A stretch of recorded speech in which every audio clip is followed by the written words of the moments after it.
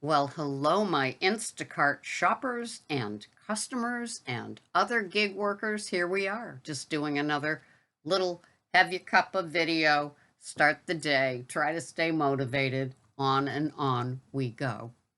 There's this old saying, and it's always been very, very key. And I remember, being in that dating era that I was, and of course all my other single girlfriends, and of course the main topic would be trying to figure out what it all means.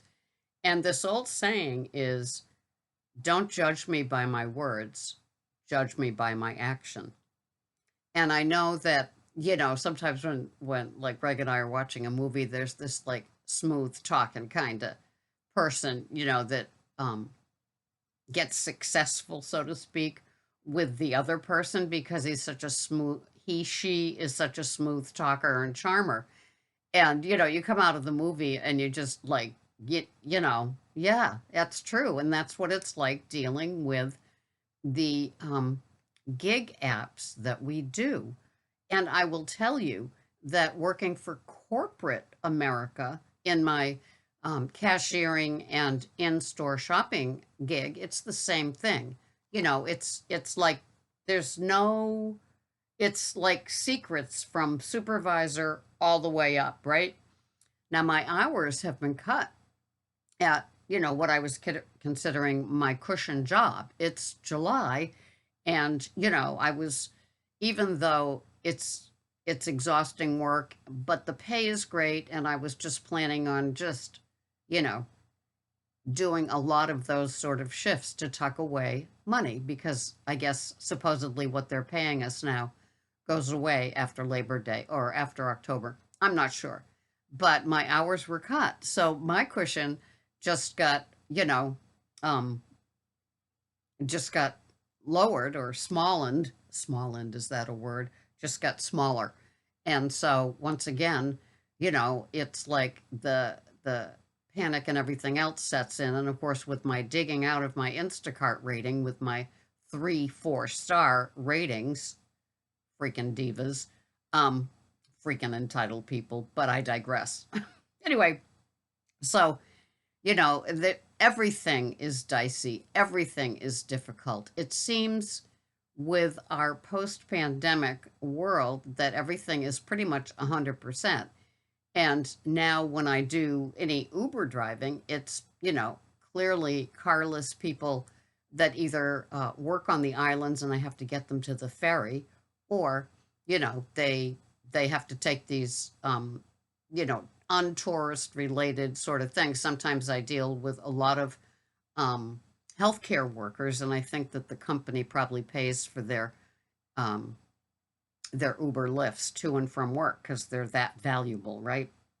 So anyway, it just seems rather precarious, all of it. And Jen on the Go recently talked about an interview that she saw with the new CEO of Instacart, and that she actually mentioned something that gave her a little bit of hope. The interview, I guess, is about a half hour long, so 26 minutes or something like that. So I haven't watched it yet, but it will be interesting. Jen was encouraged by the woman's actual either mention or alluding to that shoppers actually exist on their platform, and it's not just about the bottom line of greed, money, who cares, even screw the customers. So I don't know. Perhaps there will be a difference. I don't know. I just like to work. I don't want to know the background. I just would like it a little bit more transparent.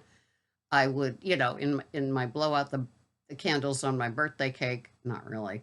I would ask for Instacart to be a little bit more, you know, shopper orientated, and begin to notice us and appreciate us and respect us and get rid of these, other country talking from a script BS, because it there's no help at all. And even now, that virtual assistant, you know, uh, I'm in the middle of a delivery and I need, it's like yesterday or a couple days ago, I got to this exclusive resort area. You need the code to get the gate to lift to go into the, you know, spectacular gazillion dollar per property type of places.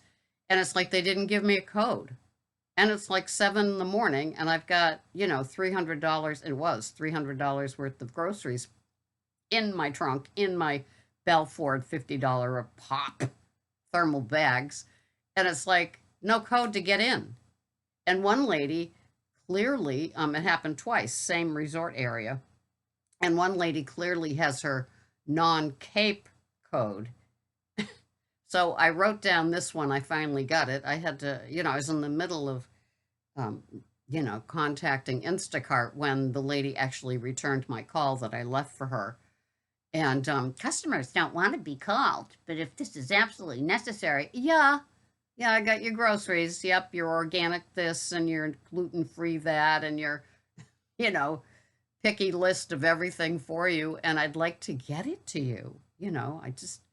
I think it could be important to you at 7 in the morning. And true to form, they were renting this spectacular house, probably for $5,000 a week. And they got in the night before and, had enough bread, milk, whatever it is to get them through the evening, probably went out to dinner. And then this was the big, get it in the house. So everything is there, the bananas, the cereal, the milk, the, snacky snack stuff. And anyway, so I'm looking forward to the new CEO and hoping that her words match her actions, because we judge people if we're smart. We see their actions, right? And I always remember, my girlfriends, it's like, what is it? How can I get through? How come men are from Mars and women are from Venus? Remember that slew of books from John Gray?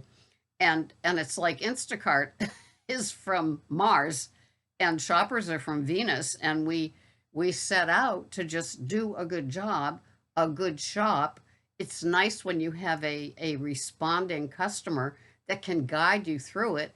It's not like we're not worth our money. It's just that we aren't mind readers. Once again, we don't know that, yeah, you'll always take, the regular cucumbers if they don't have the organic ones. What are you, stupid? Like that flash that I got from that diva about, like, why didn't you buy them? And I said, because you didn't respond. And I'm not sure what apple I'm supposed to get, because everything seems so particular on your order, is what I want to say. But I didn't. So anyway, we persevere, we go on, we smile, we shake our heads, we wait at the deli, and we do what we have to do. And it's interesting. So yesterday I needed the muscle and the man. So Greg and I went to BJ's together. It was a family outing. It was like a date, right? We needed more charcoal for the big green egg, and I'm just not fond of lifting those great big bags if I want to walk again. And so anyway, we went, and there was a woman, and she had her bought Instacart orders. And anyway, one was in the cart, and that all went through with the cashier. And then they have, I don't know what they call in the business, the U carts. It's like, oh, that's my phone. It's there's a handle on either end, and you can put all this stuff on the inside. And it was loaded with all kinds of different cases of drinks, right? Now, one of the things about BJ's, which is the wannabe Costco that we have on the Cape, is that the deal is when you have one of those and it's stacked with all those things, the cashier with the gun and the front end manager both have to be there for the checking to make sure that nobody gets away with anything. And I think this woman actually somehow has some sort of system with the cashier. First of all, there was no front end manager making sure that every case was counted, and he gunned, and he didn't gun all of them. So I'm not sure how all of this goes. I don't know how they get all the money out of the customer to pay, and they pay for less items and they get the full, I don't know how it works, but these people that were doing these two orders with Instacart and the gun and the no front end manager, they were up to something. And I said, Greg, watch this. This is what I talk to you about.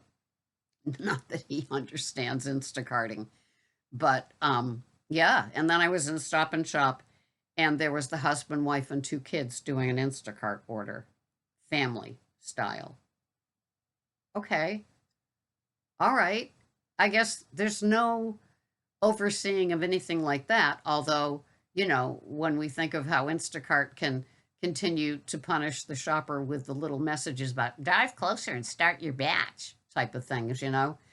Well, I am closer. I'm in the store and I'm waiting 18 minutes at the deli for my three items because little miss in front of me, is ordering 27 quarter pounds and asking for a slice of this to see what it tastes like before she invests, the $3.52 in the quarter of a pound salami versus the other salami. Crazy, isn't it? Anyway, we keep doing what we're doing because we bring a skill to the patty. But, with all the other BS surrounding it, it's like there is no patty anymore. And we just hope that we can survive this summer of post pandemic shopping for Instacart and other gigs that we do. And, I don't understand enough about para to have a comment on it, but I know that people are doing it. I don't know. All I know is that I like to wake up in the morning, be motivated, have my little cuppa, and get out and do it. This morning, I'm going to take the edge and do Uber People for the first bit, the little bit of the rush hour to the ferry, and then I'm going to switch back to the Camry and do my Instacarting, don't you know? It's my patty, and you're welcome to come. I'm so glad you're here. Thank you so much for watching. This has been Sarah, Instacart Pearls of Wisdom. Remember, judge from actions, not from words. Words mean nothing in this gig world. Don't we know that if you've been tip baited like I was? Bye-bye for now.